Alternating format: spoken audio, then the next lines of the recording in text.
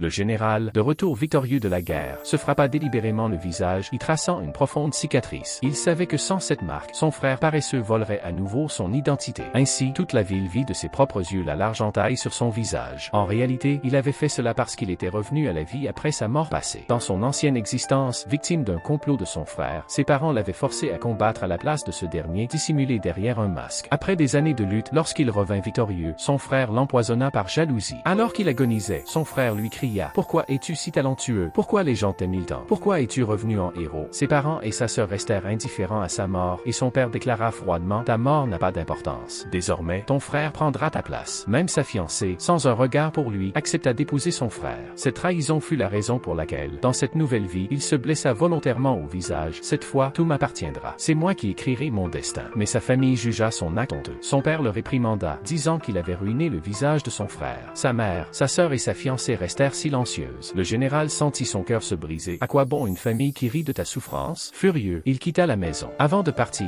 il chercha son fidèle chien, mais découvrit, horrifié, que son frère l'avait tué et servi lors d'un banquet. Hors de lui, il attrapa son frère par la gorge et lui dit « Tu voulais être le vrai général? Je vais t'en donner l'occasion. » Puis il se rendit au palais du grand général, à qui il raconta toute son histoire. Ému par sa douleur, le grand général le reconnut comme son fils adoptif et lui donna la chance de combattre librement. Sa fille soigna sa blessure. 3 jours plus tard, il partit à la tête.